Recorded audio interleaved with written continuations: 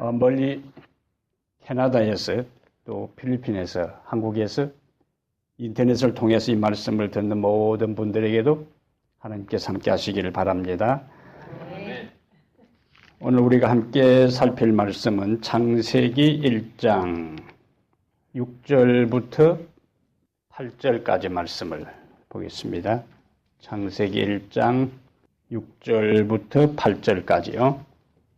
하나님이 이르시되 물 가운데에 궁창이 있어 물과 물로 나뉘라 하시고 하나님이 궁창을 만드사 궁창 아래의 물과 궁창 위의 물로 나누게 하시니 그대로 되니라.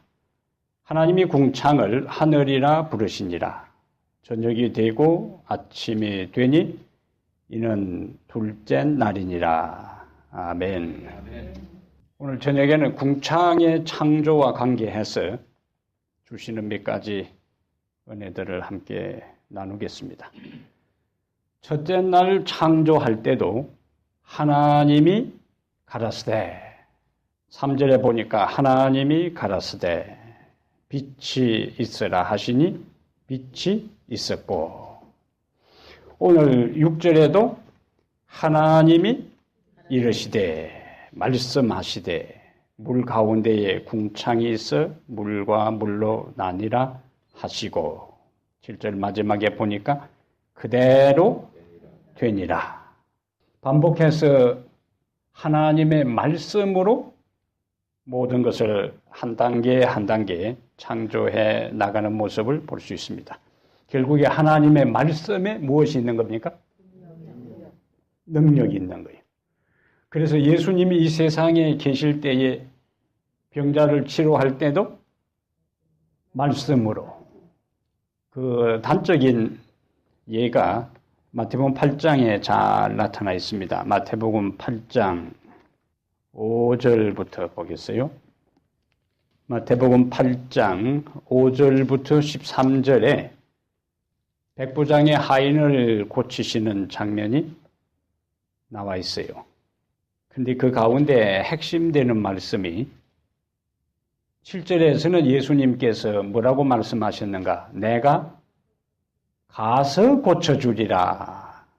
백부장이 부담이 돼서 이야기를 해요. 대답하여 이르되 주여 내 집에 들어오심을 나는 감당하지 못하겠사오니 그 다음에 다만 말씀으로만 하옵소서.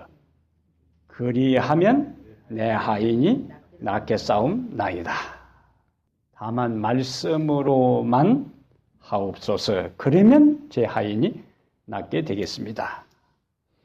13절에서 그 백부장의 제안에 대해 예수님께서 응합니다. 13절 예수께서 백부장에게 이르시되 가라 네 믿은 대로 될지어다 하시니 그 즉시 하인이 나으니라. 그럼 가라 네 믿은 대로 될지니라 하는 것이 예수님께서 말씀하시니 어떻게 되겠다고요? 그 즉시 하인이 나으니라. 예수님은 그 하인 백부장 집에 가서 네 믿음대로 되리라 그렇게 말씀하지 않았어요. 그냥 그 집은 멀리 있어요. 그 하인을 만나지도 않았어요. 그리고 그 하인의 머리 위에 또 상처 위에 손을 얹지도 않고 그냥 주인에게 이야기를 했어요. 네 믿음대로 될지어다 라고 말씀하셨을 때에 그 즉시 하인이 나으니라 그렇게 말씀을 하신 겁니다. 그러니까 예수님께서 병자를 고치신 것은 여러 가지 방법으로 했지만은 많은 경우에 무엇으로? 말씀으로. 그러면 오늘날에는 우리가 직접 하나님의 말씀을 들을 수가 없잖아요. 우리가 지난 시간에 살핀 것은 오늘날에 하나님께서 직접 우리에게 말씀하시지 않지만은 우리는 무엇을 통하여 하나님의 말씀의 능력을 경험할 수 있는가? 그분이 하신 말씀을 기록한 성경 말씀을 통해서 우리는 하나님께서 창조하실 때의 능력과 예수님께서 이 세상에 사실 때에 말씀으로 모든 일들을 이루신, 말씀으로 병자를 치료하시고, 말씀으로 귀신을 쫓아내고, 말씀으로 풍랑이는 바다를 잔잔케 하고, 모든 그것을 이룬 수단이 뭐냐? 말씀이었다. 그러므로 우리가 하나님의 말씀인 성경을 읽고 묵상하고 암송하고 명상할 때마다 이 말씀은 창조 당시에 놀라운 능력을 역사하셨고 예수님 당시에도 그와 같은 능력을 이루었기 때문에 오늘날도 내가 이 백부장에게 뭐라고 이야기하냐면 내 믿음대로 될지어다 했으니까 오늘날도 창조 당시와 예수님 당시에 역사하셨던 그 말씀이 내가 진정으로 믿을 때에 내 안에도 역사할 수 있구나 하는 것을 받아들일 때에 같은 능력으로 우리에게 역사한다 하는 것을 믿을 수가 있습니다. 그 다음에 또 하나 생각할 것은 하나님께서 능력으로 하신 말씀이 역사하게 될 때에 항상 우리가 창세기 1장의 장면에서 보는 것처럼 태초에 말씀하시는 그 현장에 누가 계셨는가? 하나님의 성령이 함께 계셨어요. 그러니까 말씀이 있는 곳에는 항상 하나님의 성령이 역사하신다.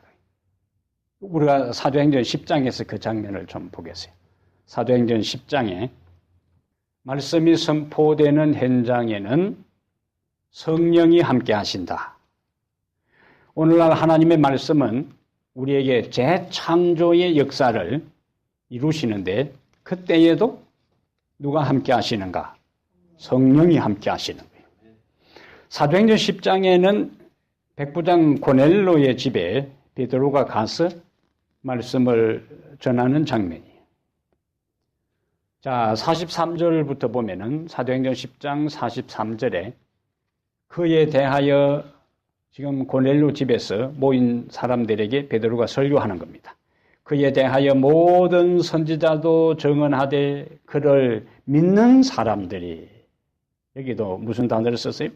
믿는 사람들이 다 그의 이름을 힘입어 죄 사함을 받는다 하였느니라. 44절 잘 보세요. 베드로가 이 말을 할 때에 성령이 누구에게요? 말씀 듣는 모든 사람에게 임하시니 내려오시니. 오늘 그럼 우리가 하나님의 말씀을 경청할 때에 하나님의 말씀을 경청하는 우리에게 하나님의 성령이 임하신다. 얼마나 분명한 말씀인지 모르겠어요. 백부장이 말씀을, 예수님이 하신 말씀을 믿었을 때에 역사가 일어났고 오늘 이 시대에도 하나님이 말씀하시는 그 말씀을 우리가 받아들이고 믿을 때에 성령이 우리에게 역사하셔요. 새 생명을 이루는 겁니다. 그러니까 말씀이 창조를 이루었고 말씀이 재창조를 이루는 것처럼 우리 안에 하나님의 생명이 잉태되는 것도 말씀을 받아들일 때에 이루어집니다. 마리아의 경험을 보면은 우리가 확실하게 이해할 수 있어요. 누가복음 1장 가보겠어요. 누가복음 1장에 가브리엘 천사가 마리아에게, 처녀 마리아에게 찾아와요.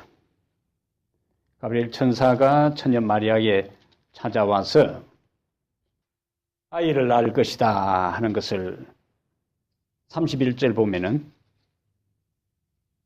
30절에 천사가 이르되 마리아여 무서워하지 말라. 네가 하나님께 은혜를 입었느니라. 31절에 보라 네가 잉태하여 아들을 낳으리니 그 이름을 예수라 하라. 그러니까 마리아가 기가 차지요.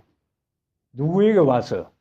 처녀에게 와서 아들을 낳을 것이다. 요즘은 뭐 처녀가 아들을 낳든 딸을 낳든 큰 문제 될 것도 없어요. 근데 이 누가복음이 기록될 그 당시에는 처녀가 잉태했다 하는 사실이 드러나게 되면 돌에 맞아 죽습니다. 그럼 마리아는 지금 마리아가 잉태한 것들이 그 동네 사람들에게 알려지는 순간에 뭘 각오해야 되는 거예요? 돌에 맞아 죽을 각오를 해야 되는 거예요. 근데 뜬금없이 천사가 나타나서 네 아들 낳을 것이라 하니까 이거는 보통 심각한 문제가 아닙니다. 죽느냐 사느냐 문제예요. 그래서 이야기를 해요. 상식선에서 이야기를 합니다. 34절에 마리아가 천사에게 말하되 나는 남자를 사내를 알지 못하니 어찌 이 일이 있으리까. 이때 천사가 이제 엘리사벳 이야기, 침례 요한의 아버지 어머니의 이야기를 합니다. 자, 그 다음에 이제 중요한 것은 37절, 38절입니다. 37절, 38절에 대저 하나님의 모든 말씀은 능치 못하심이 없느니라. 자, 이것은 이제 사실이요. 그런데 대저 하나님의 모든 말씀은 능치 못하심이 없느니라에 있어서 인간 편에서의 반응이 어떠하느냐에 따라서 능치 못하심이 없는 그 말씀의 결과가 달라지는 거예요. 자, 그러니까 마리아가 어떻게 대답해요? 마리아가 이르되 주의 계집종이오니 여종이오니 말씀대로 내게 이루어지다 하매 천사가 떠나가니라. 그리고 이제 마리아에게 잉태의 역사가 일어났어요. 대저 하나님의 모든 말씀은 능치 못하심이 없느니라 하는 그 말씀을 마리아는 어떻게 했는가? 주의 여주 계집종이오니 말씀대로 내게 이루어지다 라고 그것을 뭐요? 믿음으로 받아들였어요.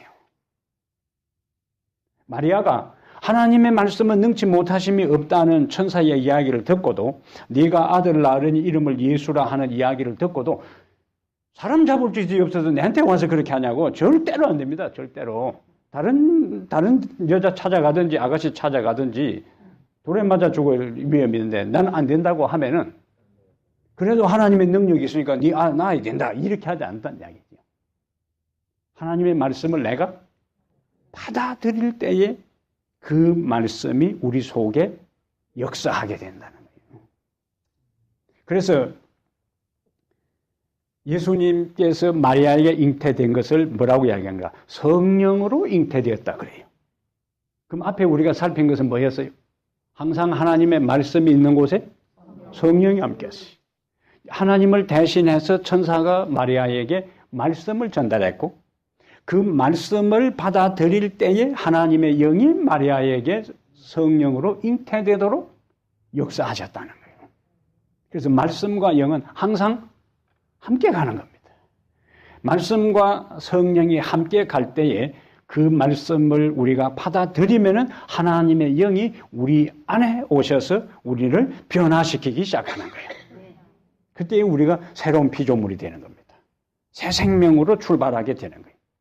마리아에게 믿음으로 받아들인 말씀을 받아들인 그것이 새 생명, 예수라는 존재가 마리아에게 잉태된 것처럼 아브라함에게 네가 아들을 낳을 것이다. 내 명년 이맘때에 네가 아들을 낳을 것이다. 아브라함에게 말씀하셨고 사라에게 말씀하셨어. 그래서 아브라함이 처음에는 의심하고 의아하게 생각했지만은 받아들였을 때에 그 일들이 일어났다. 그러므로 우리가 말씀을 받아들이는 것이 얼마나 중요한지 모르겠어요. 뭐로 받아들이는가? 아멘으로 받아들이면은 그 말씀이 우리 속에 역사하기 시작해요. 고린도후서 1장 가보겠어요. 고린도후서 1장 19절 1장 19절 20절 보겠어요. 우리 곧 나와 실루아노와 디모데로 말미암아 그 다음에 함께 읽어보겠어요. 너희 시작.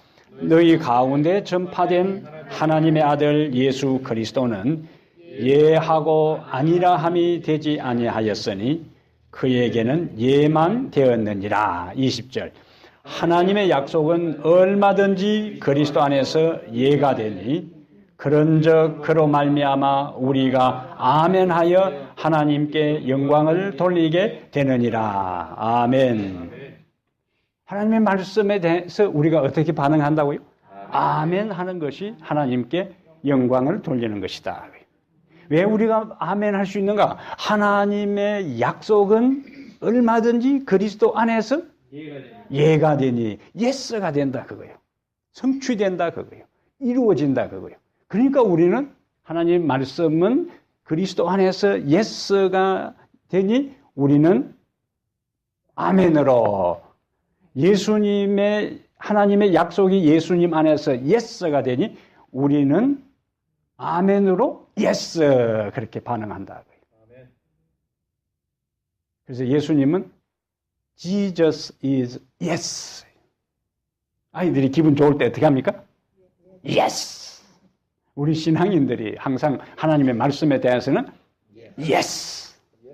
그냥 yes가 아니고 yes. 그렇게 하는 순간에 하나님의 말씀이 우리에게 성취된다는 거예요. 자, 다시 이제 궁창으로 돌아가 보겠어요. 말씀으로 그래서 우리가 그 흑인들 예배 드리는데 가보면은 흑인들이 예? 아멘 하지 않고 예스, 예스. 그러다가 그냥 마음에 감동이 되면 벌떡 일어나가지고 박수 한바탕 치고 그 다음에 앉아서 다시 예배 드려요. 아, 그 얼마나 뜨거워요. 그냥 뭐 폼 잡고 가만히 앉아 있는 것보다 그 말씀이 마음을 뜨겁게 하고 감동이 되면은 벌떡 일어나서 박수 한번 치고 그 다음에 다시 앉아서 그렇게 할 때에 그 현장에 하나님의 영이 강력하게 역사하는 거예요. 강력하게 역사합니다.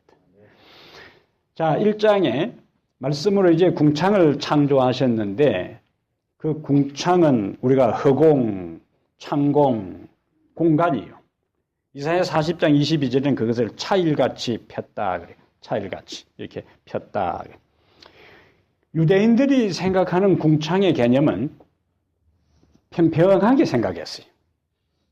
유대인들은 그 하늘을 평평하게 넓게 펴진 그 금속판처럼 생각하고 그것이 하늘에 딱 고정되어 있다고 생각했어요. 그리고는 산들이 그것을 떠받치고 있는 것으로 이해했습니다.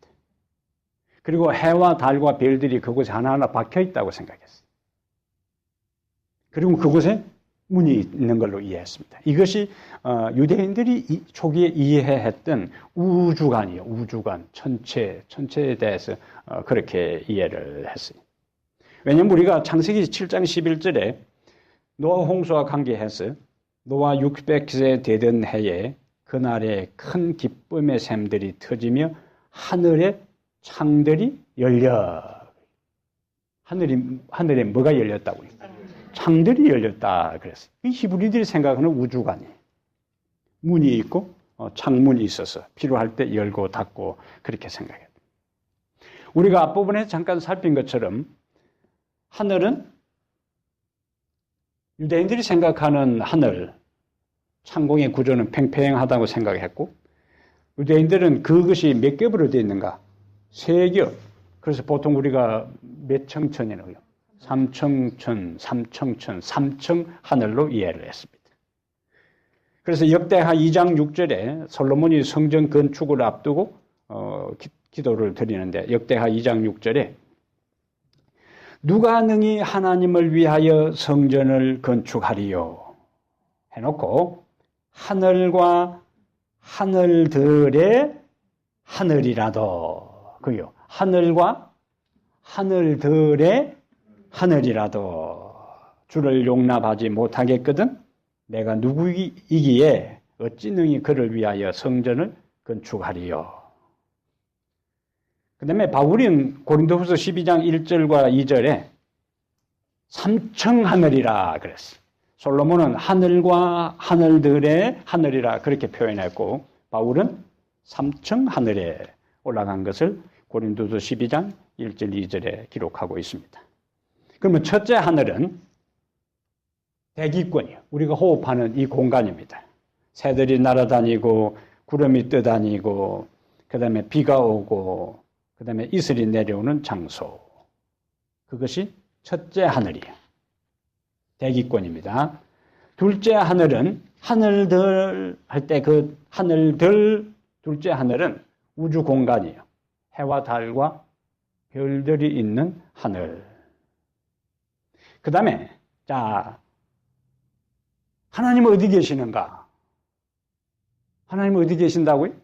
하늘에 계십니다. 하나님이 하늘에 계신다는 성경절이 어디에 있어요? 그냥 쉽게 생각하세요. 하나님은 하늘에 계신다. 성경절로. 예, 계시록에. 쉽게 생각하시라니까. 아주 그 말씀 자체가 그냥 바로 정확하게 이야기라는 거예요. 주기도문에 하늘에 계신 우리 아버지시여. 간단하잖아요. 그게 복잡하게 생각하지 말고 하나님은 하늘에 계신다는 것은 바로 성경절 자체로서 간단하게 마태복음 6장 9절에 하늘에 계신 우리 아버지시여. 근데 성경에는 나의 하나님도 나오지만은 대부분 우리 하나님으로 나오는 거예요. 그래서 우리 하나님이라 하는 것은 한 사람 한 사람 우리의 관계가 공동체라는 이야기예요. 하나님은 나의 하나님과 동시에 우리 하나님이시. 그 다음에 하나님은 어디에 계시는가? 하늘에 계시고 그분은 존재하는 분이요. 하늘에 계신. 그 다음에 그분은 공동체, 우리 하나님이에요. 하늘에 그분이 계신 곳은 하늘이고 그분은 누구의 하나님인가? 우리의 하나님이에요. 그래서 세 번째 하늘은 하나님이 계시는 하늘. 그럼 일반적으로 다른 교회에서 가르치는 종말론, 천국에 대한 것과 재림 교인들이 이해하는 성경에서 말하는 종말론, 천국은 조금 차이가 있어요. 자, 다른 교회에서는 구원받은 사람들이 어디에 가서? 하늘에 가서 영원히 산다고 가르칩니다. 그러나 제7한시 예수 재림 교회에서 이해하는 천국은 우리가 하늘에 가서 얼마 산다고요? 1000년 동안 살고 다시 이 땅으로 내려옵니다. 그리고 우리가 영원히 하나님과 함께 사는 곳은 하늘이 아니고 이 땅에서 영원히 사는 거예요. 물론 이 땅은 새 하늘과 새 땅으로서 하나님께서 계시록 21장에 재창조해서 새롭게 만든 이곳에서 우리가 영원히 삽니다. 새 하늘 우리가 정리를 했고 여기 이제 창세기 1장 아까 6절부터 8절에 궁창 위의 물과 궁창 아래의 물, 그 의미를 좀 살펴보겠어요. 궁창 위의 물을 창조과학자들은 수증기 천계층이라고 해요. 캐노피. 이 비행기의 조종사들이 딱 타면은 이렇게 딱 뚜껑 덮잖아요. 예? 그 캐노피잖아요. 딱 덮는 거. 그래서 수증기 캐노피라 그래요. 수증기로 지구를 뭐요? 이렇게 둘러싸고 있다고요. 창조과학자들이 이해하는 이 둘째 날 궁창 위의 물과 궁창 아래의 물에 있어서 궁창 위의 물은 짙은 수증기층으로 지구를 둘러싸고 있는 거예요. 자, 그러면은 그것이 어떤 효과가 있었는가? 지구 전체의 온도를 균일하게 만든 효과가 있었던 거예요. 태양에서 이제 빛이 지구에 이렇게 비치면은 지구를 둘러싸고 있는 짙은 수증기층이 대류 현상을 일으켜서 회전하는 거예요. 그거는 한국에 보일러 불을 때면은 물이 회전하면서 전체 바닥을 따뜻하게 하는 것처럼 지구를 둘러싸고 있는 이 짙은 수증기층이 태양의 복사열을 받으면 따뜻해서 지구를 도는 거예요. 회전하는 거예요. 대류 현상을 일으키면서 지구 전체 온도가 일정했던 거예요. 그때는 남극도 없고 북극도 없고 온대, 한대, 열대도 없이 지구 전체의 온도가 똑같이 균일했어요. 그 역할을 했던 거예요. 이 궁창 위의 물들이. 그러면은 지구 전체 온도가 균일했다는 증거가 있는가? 북극과 시베리아 지역에서 맘모스들이 떼거리로 이제 땅 속에 그 얼음 속에 있는 걸 발견했는데 화석으로 발견된 것 외에 살아있는 상태에서 갑자기 매몰되어서 얼음 덩어리에 냉동된 맘모스들이 시베리아와 북극 쪽에서 많이 발견된 거예요. 근데 그걸 과학자들이 해부를 해보니까 그 속에 훈련이 남아있었다. 그럼 옛날에는 그 지역이 어떤 지역이었다는 거예요? 목초지였던 따뜻한 지역이 맘모스들이 떼거리로 살 수 있는, 떼지어 살 수 있는 환경이었다는 거죠. 그리고 시베리아나 북극 쪽 그 지하에 엄청난 양의 석탄이 매장되어 있는 것을 지질학자들이 이야기를 해요.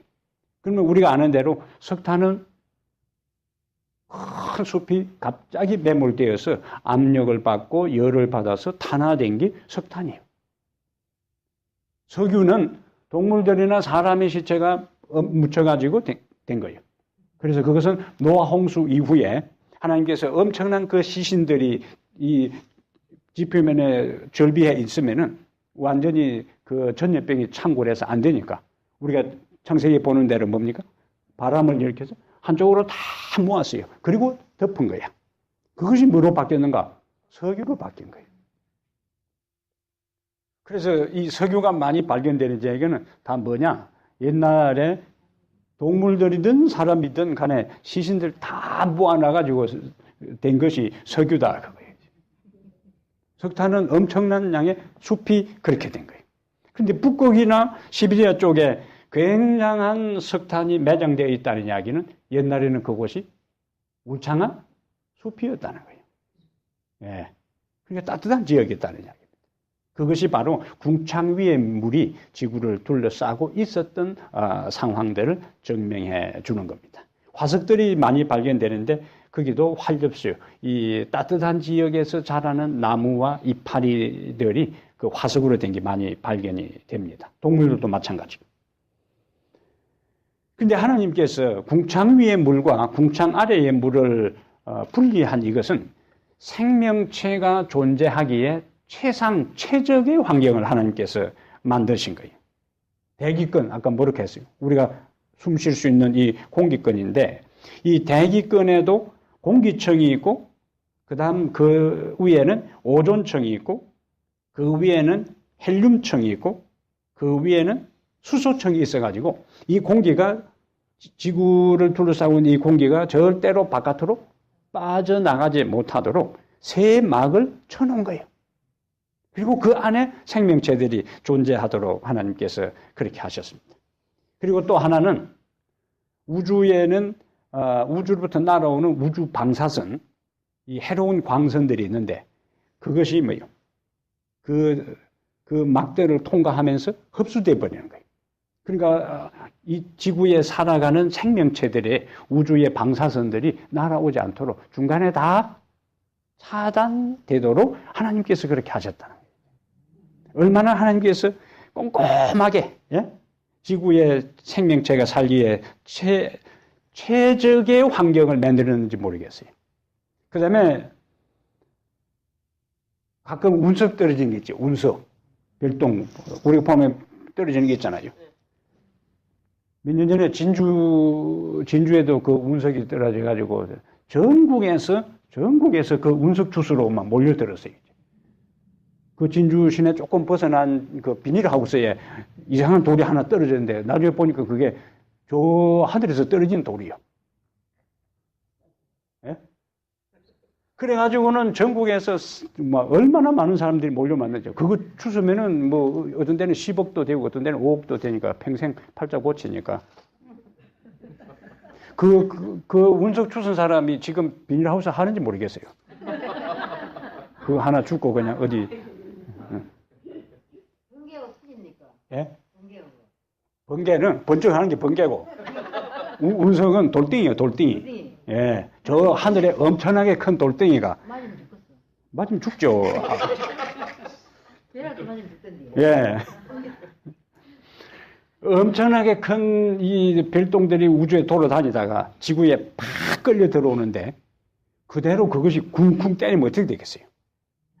그러니까 하나님께서 큰 그 돌덩어리들이 지구로 엄청난 속도로 빨려 들어올 때에 그 대기권을 통과하면서 대부분 불타게 만드는 거예요. 그렇게 다 안전장치, 안전막, 공기 안 빠져나가도록 뺑뺑 둘러싸놓고 그 다음에 그 정신 잃은 운석들 빨려 들어올 때에 들어오면서 그거 엄청난 속도로 부딪히다 공기가 부딪히니까 그것이 불타면서 개우 통과한 거 해서 이제 재수 좋은 사람 주워서 팔자 고치도록 이제 그렇게 하는 거죠. 그것도 너무 많으면은 그거 별 가치가 없어요. 가끔 떨어지니까 그거 주워가지고 팔자 고치지. 혹시 여러분들 산에 가면 잘 주변 살펴보세요. 이상한 돌 있으면은 주소 오면은 몇 푼 줄 수 있으니까. 오케이. 그러니까 궁창 위의 물과 궁창 아래의 물은 하나님의 절묘한 설계에 의해서 이루어졌다는 거예요. 우리 생명을 유지하는데도, 그 다음에 실제적인 안전을 위해서도 최상의 조건 속에 인간이 살아가도록 하나님께서 만드신 것입니다. 노아 홍수와 궁창과의 관계를 우리가 좀 보면은, 아까 창세기 7장 11절부터 13절에 노아 홍수가 일어나기 전에는 우리가 창세기 2장 6절에 보면은 안개만 땅에서 올라와 지면을 적셨다 그랬어요. 그러니까 그 노아 홍수 일어나기 전에는 비라는 것이 한 번도 없었던 거예요. 그러면 노아 홍수 장면을 창세기 7장 11절에 보면은 하늘의 창들이 열려 땅에 쏟아졌다 한 그것은, 그건 뭐냐? 둘째 날에 지구를 둘러싸고 있는 짙은 수증기층이 그대로 뭐예요? 지구로 다시 내려온 거예요. 왜냐면은 첫째 날의 상황을 보니까 땅이 혼돈하고 공허하며 흑암이 깊음 위에 있고 하나님의 신은 수면에 운행하시네 했으니까 처음에는 완전히 물로 둘러싸고 있었던 거예요. 그러다가 하나님께서 습곡운동, 융기, 조산운동 이란 엄청난 지각 변동을 통해서 땅이 꺼지고 올라가고 하면서 그 물을 일부에 모았어요. 그래서 바다가 형성된 거예요. 그리고는 일부는 끌어올렸어. 둘째 날은 일부는 끌어올리고 남아있는 물은 땅을 꺼지게 해서 빠지게 했다 그거예요. 그러면 노아 홍수 당시에는 하늘로 둘째 날에 끌어올린 그 물이 그대로 땅에다 쏟아진 거예요. 그러다 보니까 본래대로 다시 지구 전체가 물로 다 완전히 잠기게 됐다. 그러므로 그래서 첫째 날부터 여섯째 날까지 하나님이 보시기에 좋았더라 좋았더라 했는데, 둘째 날에는 하나님이 좋았더라라는 말씀을 안 하셔요. 사람 같으면, 다른 때 같으면은, 예? 우리가 성경 읽어나갈 때 매일매일 하나님이 보시기에 좋았더라는 말씀이 나올 것 같은데, 둘째 날에는 그 말씀이 없습니다. 처음 들어보죠? 예? 둘째 날에는 없어요. 그것은 하나님이 기억력이 모자라가지고 그냥 둘째 날에는 너무 바빠서 까먹은 게 아니고, 재밌는 거예요. 셋째 날 가면은 2번 합니다. 둘째 날에는 좋았더라는 말을 안 하시고, 셋째 날에 가서 2번 좋았더라는 말씀을 하세요. 그러면 왜 좋았더라는 말씀을 안 하셨을까 하는 여러 가지 이제 의논 이야기들을 하는데, 일반적으로 아마 이랬을 것이다. 왜냐하면 하나님이 왜 안 하셨다는 것을 말씀하지 않는 이상 하나님의 속마음을 우리가 알 수가 없어요. 말씀 안 하신 것에 대해서 알 수가 없습니다. 그러나 우리가 짐작할 때에 창세기 7장의 노아 홍수와 연관해서 둘째 날 물을 하나님께서 끌어올리는데, 미래를 바라보실 수 있는 그 능력을 가지신 하나님 입장에서 보니까 둘째 날 끌어올린 그 물이 나중에 지구에 창조한 모든 생명체를 뭐 하는데요? 죽이는데 심판의 도구로 사용되는 것을 하나님께서 아시고 둘째 날에 좋았더라라고 말씀하지 않았을 것이라고 생각할 수 있다. 예? 원래 하나님의 의도는 그 물을 끌어올려서 지상에 살아가는 생명체들이 최상의 최적의 조건 속에서 생존하도록 하는 목적으로 물을 끌어올렸는데, 나중에 그 물이 다시 쏟아져서 그 생명체들이 다 죽게, 코로 숨쉬는 모든 생명체가 죽게 될 것을 하나님께서 보시고 좋았더라는 말씀을 차마 하실 수가 없었다. 예. 이거는 아무도 모르는데, 하도 왜 안 했지? 싸니까. 예. 우리가 한번 생각을 해보는 겁니다. 그렇게 해도 크게 하나님이 침묵을 지키지만은 성경 전체의 흐름 속에서 볼 때에 그렇게 추측하는 것도 크게 빗나가는 것은 아닙니다. 이해할 수가 있어요. 그런 것. 그러면은 그 물이 노아 홍수로 인해서 하늘에서 물이 도로 다 쏟아졌는데 노아 홍수 전에는 그것으로 인해서 지구 온도가 온화하고 균일했고 균등했고 그런데 창세기 8장 22절에 보면은 홍수가 끝난 후 노아에게 뭐라고 이야기하냐면은 땅이 있을 동안에는 추위와 더위와 여름과 겨울이 쉬지 않으리라. 그러면은 이 말씀을 이전에는 이런 기록이 없어요.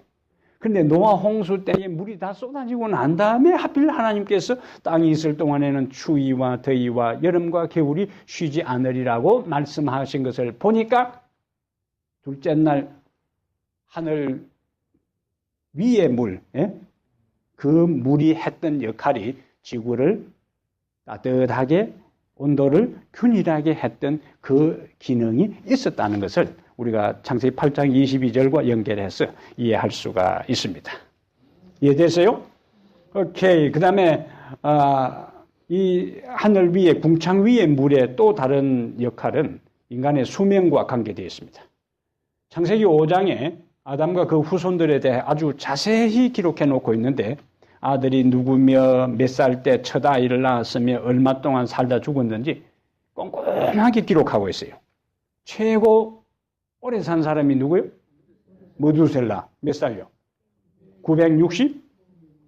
최고 오래 산 사람은 알긴 아는데 몇 살까지 살았는지 잘 모르겠다. 그 말씀입니다. 969살이요. 969살. 그런데 노아 홍수 전까지 등장하는 이 아담의 후손들의 나이를 보면은 보통 700세에서 900살까지 살았어요. 그것은 인간이 살기에 뭐예요? 최적의 환경이었다는 거예요. 그래서 오래 산 거예요. 그 다음에 인간이 타락한 다음에 아직도 에덴 동산에서 하나님께서 아담에게 주었던 원래의 생명력이 아직도 남아있고 그 다음에 그들이 살아가는 환경 자체는 최상의 환경이었기 때문에 700살에서 900살까지 그들이 보통 이제 살았습니다. 그런데 노아 홍수 다음에는 수명이 급격하게 줄어들어요. 눈에 띄일 정도로. 아브라함은 몇 살까지 살았을까요?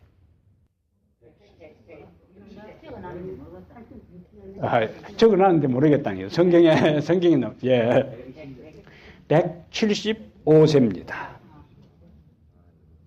그러면 요셉은 몇 살까지 살았을까요?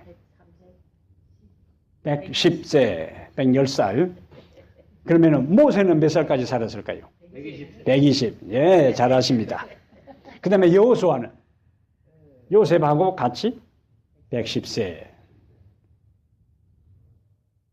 그러면 노아 홍수 이후에 이렇게 수명이 급격히 단축되었다는 이야기는 그만큼 노아 홍수 이후에 인간이 이제 생존하는 데 있어서 환경이 많이 파괴되고 망가졌다는 것을 보여줍니다. 그래서 시편 90편 10절에는 보통 우리가 시편을 이야기하면 누가 다 지은 것을 생각을 해요? 다윗이 지은 것을 생각하는데 시편의 기자는 여러 명입니다. 특히 시편 90편은 모세의 기도입니다. 시편 90편 10절에 우리의 연수가 70이요 강건하면 80이라도 그 연수의 자랑은 수고와 슬픔뿐이니 우리가 신속기간이 날아가나이다 그랬어요. 그러니까 모세가 그 기도를 시편 90편을 기록할 당시에는 70살까지 살고 잘 살면 강건하면 80인데 그 살아가는 것도 수고와 슬픔뿐이다 하는 것이 모세의 그 노래였어요. 그러니까 시편 90편 12절에는 우리에게 우리날 계수함을 가르치사 지혜로운 마음을 얻게 하소서. 요즘은 이제 건강을 잘 관리하면은 100세까지 산다고 그래요. 그래서 9988234 그렇게 했어요. 9988234 99세까지 팔팔하게 살다가 2, 3일 아프다가 죽는다. 그거예요. 예? 이게 여러분도 다 이왕이면 99세까지 팔팔하게 살다가 2, 3일 그냥 바짝 아프다가 그냥 나머지는, 예. 그래서 요즘에 한국에 백세 인생이라는 노래가 유행이라 그래요. 백세 인생. 백세 인생이라는 노래가 유행한다는 이야기는 한 시대에 어떤 현상이 유행한다는 것은 그 내용이 그 시대, 동시대를 살아가는 사람에게 공감되고 기대하는 바하고 맞아떨어진다는 이야기예요. 백세 인생이 유행한다는 이야기는 모두가 뭐예요? 100세까지 살고 싶은 거라 이제. 그래서 그 가사가 이거예요. 가사가 백세 인생 가사가 60세에 저 세상에서 날 데리러 오거든 아직은 젊어서 못 간다고 전해라. 70세에 저 세상에서 날 데리러 오거든 할 일이 아직 남아 못 간다고 전해라. 80세에 저 세상에서 날 데리러 오거든 아직은 쓸만해서 못 간다고 전해라. 90세에 저 세상에서 날 데리러 오거든 알아서 갈 테니 재촉 말라고 전해라. 100세에 저 세상에서 날 데리러 오거든 좋은 날 좋은 시에 간다고 전해라. 이게 100세 인생의 노래 가사 말이에요. 근데 마음대로 되는 게 아니에요. 네? 마음대로 되는 게 아닙니다. 여기 뭐 알아서 갈 테니 재촉 말고 전해라. 할 일이 남아있다든지 아직은 쓸만하다든지 그 다음에 마지막 100세는 뭐냐? 좋은 날 좋은 시에 간다고 전해라. 근데 여러분 얼마나 오래 사는 것보다 얼마나 건강하게 보람 있게 의미 있게 사느냐가 중요합니다. 줄줄 늘어져 가지고 힘들게 눈치 봐가면서 어렵게 비극적으로 사는 것보다 짧게 아름답게 하나님 안에서 산 한 삶을 매듭짓는 것도 의미가 있어요. 하나님 앞에서는 항상 예. 그래서 우리는 100세 인생을 노래하기 이전에 그 100세 인생보다 더 영원한 생명에 대한 것을 꿈꿀 필요가 있어요. 보통 이제 삶의 노후를 준비하는 데 필요한 것이 건강과 재정과 삶의 보람과 의미 이 세 가지가 노후를 준비하는 핵심적인 요소로 이야기하는데 아무리 재정이 넉넉하고 아무리 건강을 잘 관리하고 보람 있는 일을 한다 할지라도 100세 그냥 그거 족한 거예요. 네? 그러니까 이 세 가지를 갖추어서 아무리 산다 할지라도 한계가 있는데 사람들은 그보다 더 100세에 초점을 맞추지 말고 더 영원한 것에 우리의 삶의 초점을 맞추면은 오늘 살아가는 우리의 삶의 질과 자세와 태도와 우선순위가 달라진다는 이야기입니다. 예? 그리스도인의 삶의 이 목적과 의미는 달라져야 돼요. 예. 밥만 먹고 사는 게 아니고 말씀으로 영원을 꿈꾸면서 살아가라고요. 영원을 꿈꾸면서. 왜냐하면 이미 예수님께서 죽어도 산다 하는 보장을 우리에게 주셨기 때문에 이 세상에 천년만년 살 것처럼 최근에 제가 옛날에 영남삼육에 교목을 할 때 그 학생과장을 하던 분이 최근까지 영남삼육 교장 선생님을 하셨는데 62세요.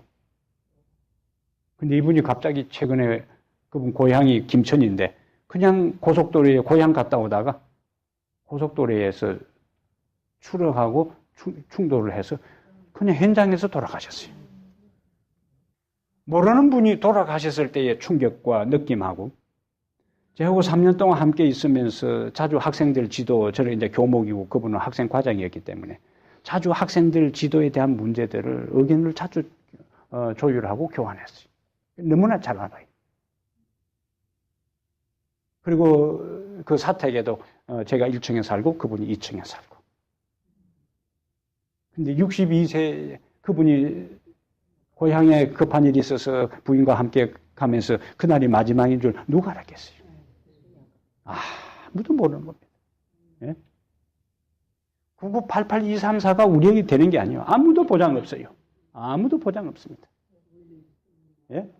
그래서 우리는 하루하루 매일매일이 내 인생의 마지막으로 생각하고 오늘 하나님 내 인생이 오늘 끝난다 할지라도 그 인생이 후회스러운 인생이 아니라 하나님의 생명 싸개 안에 보장된 영원한 생명으로 내 삶이 끝나게 해 주십시오라고 기도하면서 하루하루 살아야 합니다.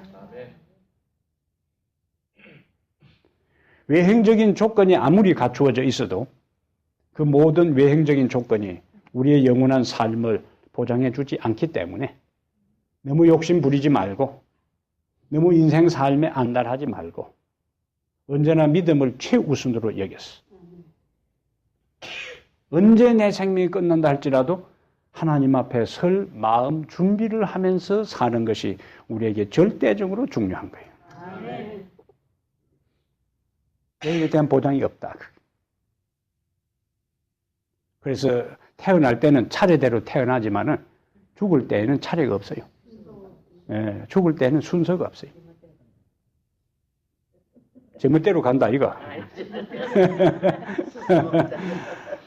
그래서 우리가 이 궁창에 대한 이제 영적 교훈에 대한 것들은 다음 시간에 같이 2부로 자세하게 살피겠습니다. 궁창과 관계된 영적 교훈들을 살피고 오늘 우리가 마지막으로 다시 한번 마음에 생각하고 다짐하고 이 자리에 떠날 것은 언제나 내 삶이 언제 끝날지 모르는 내일에 대한 생명이 육신의 생명에 대한 보장이 없는 삶을 살 때 언제나 육신의 생명은 보장이 없다 할지라도 무엇에 대한 생명은 보장이 있는가?